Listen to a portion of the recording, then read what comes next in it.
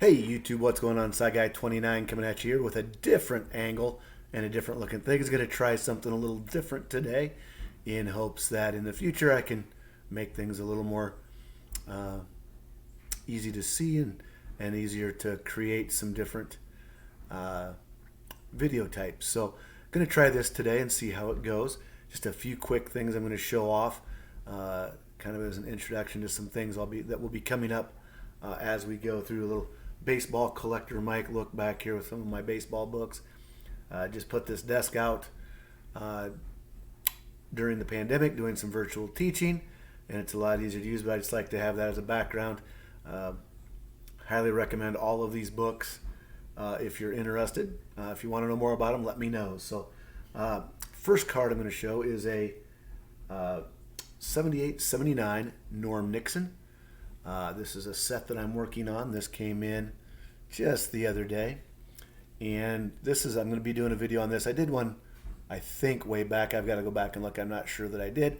But this puts me about 2/3 of the way to this set. It's a smaller set. I think it's 144 cards, something along those lines. So was excited to get that in. Like I said, I'll be showing some more of that later. Next we have a Topps Fire Juan Soto. First ever Topps Fire card, I believe. Kind of basic, but for the price that I got it for, can't go wrong. Put that there. I'll put that over on the side maybe. Next was one that I just couldn't pass up. Trying to slow down a little bit on my Hall of Fame slabs, but this one showed up. And I said, yeah, why not for the price that I paid? So couldn't go wrong. It's a 7. George Brett in action from 1982. There's the back. Still trying to get it figured out. I should be better at this as much as I use it at school, but I'm not. And last, I'm going to show a little package. I got this package, and I thought I was just ordering one card. But when I pulled it out, I got this. Now the slab I'll go through first is what was supposed to be in it, and that's the 83 John Wathan record breaker. Got this for a project I'm working on of all the players that were born in Iowa to make it to the major leagues. So that was one of the things that I am working on as well. If you watched my goals video for this year, that was not part of it, but I'll continue to work on it. Then these cards were just in literally a group of rubber banded cards. Then there was like these 5 were on the opposite side. Scott Service. Oops, better get myself surrendered up.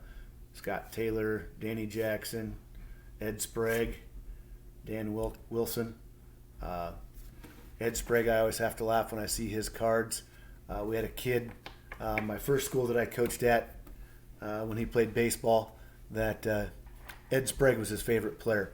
I still couldn't tell you why, but that's what I said.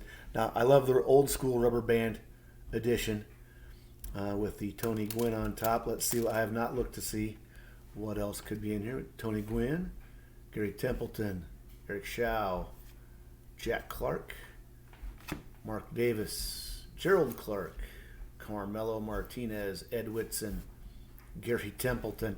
And I have no idea why these were in. I messaged the seller, and he has not gotten back to me. So Kevin Elster, Dan Petrie, Rich Yett, Tim Burtsis, Kevin Elster. Who we got there? Tim Tuffle.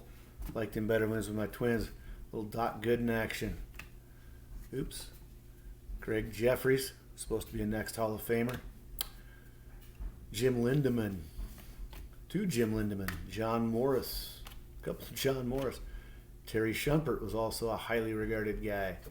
Who do we got here? Mark Gubazaw, good TTM signer. Fernando. Tom Pagnazzi. A couple of those, and finish up with another Jim Lindemann. I guess you can just never have enough of those. So it was kind of just a strange add-in, but hey, I'll take them to school, all except for the Gwyn, and use those as rewards with my students. So till next time, Sci Guy out. Let me know what you think of the angle and how well it works. Remember, collect what you love what you collect.